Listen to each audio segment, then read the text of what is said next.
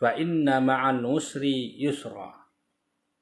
Maka sesungguhnya di dalam kesulitan itu asyiddah, kesempitan, yusra, ada kemudahan, suhulah. Kawan-kawan semua, di dalam ayat ini Allah Subhanahu wa taala mengulang kata al-usr dan yusra itu 2 kali. Di ayat setelahnya Allah mengatakan inna ma'al usri yusra.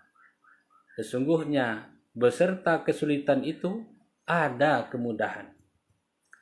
Para ulama tafsir, dan itu juga mungkin ada dalam kajian-kajian ilmu Al-Quran ataupun ilmu tafsir, bagi kita yang sudah mempelajarinya, di situ ada kita mengenal ma'rifah dan nakirah.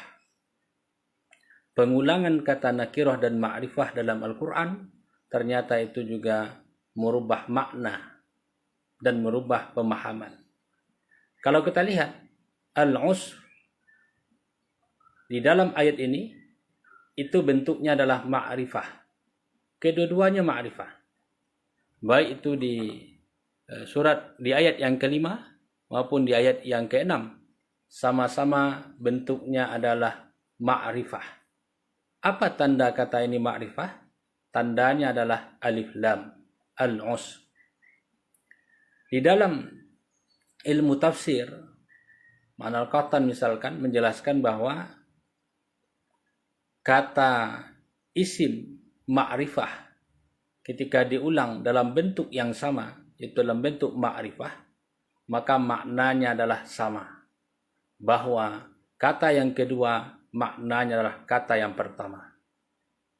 Maka kesulitan yang kedua itu sama dengan kesulitan yang pertama. Kita ambil contoh dalam ayat lain. Ketika Allah Subhanahu wa taala berfirman dalam surat Al-Fatihah, Ihdinas siratal mustaqim. Siratal mustaqim. Itu adalah kata yang ma'rifah. Apa tanda ma'rifahnya? Ada yang tahu? Siratal mustaqim. Apa tanda ma'rifahnya itu?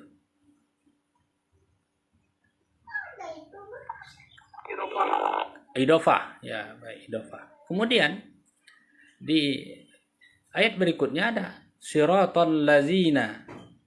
Sama-sama idofah. Sama-sama ma'rifah.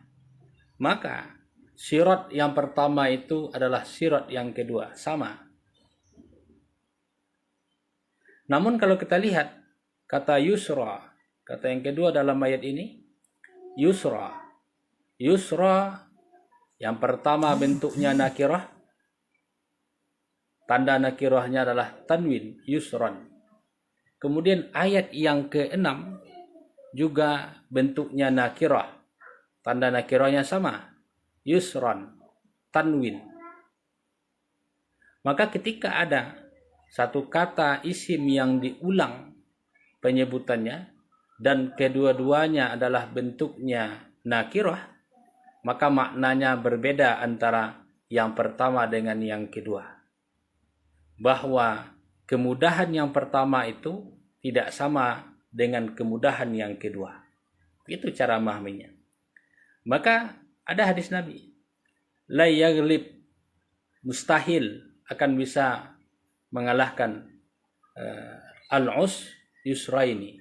Satu kesulitan mustahil bisa mengalahkan dua kemudahan. Maka kawan-kawan semua, ini surat ayat yang ke-5 dan ke-6 ini luar biasa. Ya. Kalau kita bisa memahaminya, maka sesungguhnya apapun persoalan hidup kita, apapun masalah kita, maka sesungguhnya di setiap masalah kehidupan kita itu, di situ Allah selalu memberikan dua jalan keluar dari persoalan tersebut. Maka bagi seorang mukmin, ajaban li amril mukmin. Ya. Ajaban, sungguh menakjubkan, heran kita melihat orang mukmin ini. Kenapa heran? In asabathu dharra sabara. Ketika ditimpakan kepadanya kemudaratan, kesempitan, masalah, dia sabar. Tetapi ketika Allah timpakan kepadanya, wa in asabat usarra sakara. Ketika yang ditimpakan kepadanya itu adalah kebahagiaan, kenikmatan, syakara, maka dia akan bersyukur. Maka setiap persoalan hidup yang dialami oleh manusia, di situ Allah selalu memberikan dua jalan keluar yang bisa kita pilih. Mau di jalan mana kita akan keluar dari persoalan itu. Maka bagi seorang mukmin, orang yang beriman, permasalahan itu hanyalah sekedar ujian untuk menaikkan posisinya. Dan dia yakin Allah akan berikan jalan keluar dari persoalan hidupnya itu dengan dua jalan keluar. Ibaratnya kawan-kawan, ketika kita misalnya berada dalam satu rumah, kemudian terkunci kita dalam rumah itu, maka sesungguhnya untuk bisa keluar dari rumah itu, kita ada dua jalan atau mungkin lebih. Ya, jadi bukan tidak dua saja, lebih ini. Dua atau lebih jalan yang bisa kita pakai untuk keluar dari rumah yang terkunci tersebut. Hari ini misalkan kita ada kita terkendala masalah keuangan. Jadi masalah kita masalah keuangan.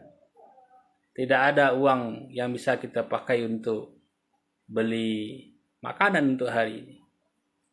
Maka sesungguhnya dalam masalah itu Allah sudah memberikan kita jalan keluarnya. Kalau kita berikhtiar, insya Allah di situ akan ada saja yang datang kepada kita memberikan bantuan. Misalkan kita pinjam kepada satu orang, teman kita yang bernama A.